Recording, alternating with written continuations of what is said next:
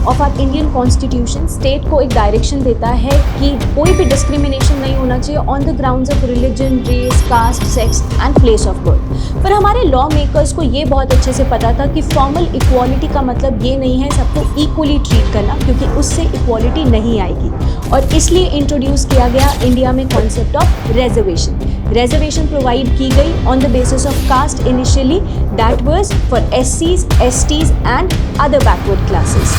India में core aspect of reservation poverty या फिर पॉलिटिकल वोट बैंक अकाउंट नहीं था, वो एग्जैक्टली था किसी का भी सोशल बैकवर्डनेस या फिर एजुकेशनल बैकवर्डनेस। बट ये था सिर्फ 2019 तक, क्योंकि 2019 में पार्लियामेंट में इंट्रोड्यूस हुआ एक bill on the recommendations of major general Sinho committee, और वो था EWS के लिए 10% रिजर्वेशन का।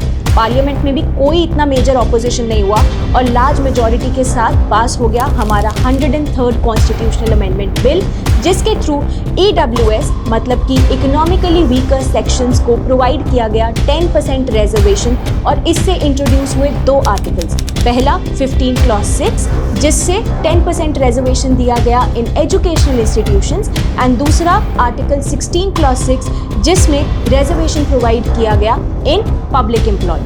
बट एग्जैक्टली EWS कैटेगरी में आता कौन है? इकोनॉमिकली वीकर सेक्शन की 10% रिजर्वेशन का बेनिफिट मिलने वाला था सिर्फ और सिर्फ जनरल कैटेगरी के लोगों को। ये concept SC, ST and other backward classes that is OBCs पे अप्लाई नहीं होने वाला था। इसके लिए पार्लियामेंट ने बनाए दो क्राइटेरिया। पहला फाइनेंशियल क्राइटेरिया, जिसमें ये बोला गया कि जिस भी फैमिली की एनुअल इनकम 8 लाख से कम है और वो जनरल कैटेगरी के हैं, उन्हें EWS कंसिडर किया जाएगा। And second was asset criteria, जिसमें ये बोला गया that the family should not have agricultural land of more than 5 acres और residential property more than 1000 square feet, जो थोड़ा सा डिपेंड करता था ऑन वेदर आप मेट्रोपॉलिटन एरिया में रहते हैं या नॉन मेट्रोपॉलिटन एरिया। और ऐसे 2019 में आ गया हमारे पास 103rd कॉन्स्टिट्यूशनल अमेंडमेंट विद दो introductions, 15 clause 6 and article 16 clause 6। Common man बहुत ज़्यादा डिवाइडेड था ऑन दिस एस्पेक्ट। कुछ लोगों को लगा कि इकोनॉमिक जस्टिस है एंड सम फेल्ट कि SC, ST एंड OBC को इंक्लूड ना करना थोड़ा सा डिस्क्रिमिनेटरी था। And hence a petition was filed.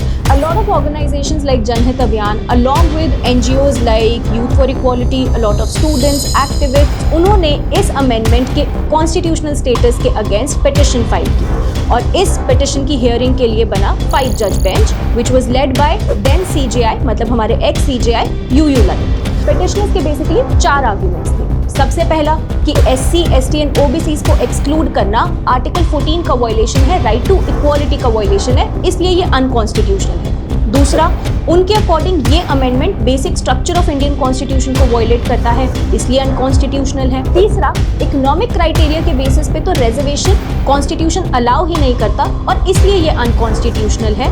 And fourthly, supreme court के एक landmark decision Indira Sahni versus Union of India में कोर्ट ने क्लियरली स्पेसिफाई किया था कि रिजर्वेशन 50% से ऊपर नहीं जा सकता।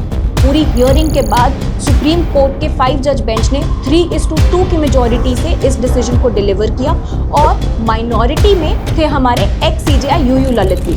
उनके अकॉर्डिंग इकोनॉमिक क्राइटेरिया में दिक्कत नहीं थी, but exclusion of SC, ST and OBCs थोड़ा सा डिस्क्रिमिनेटरी था एंड हेंस अनकॉन्स्टिट्यूशनल।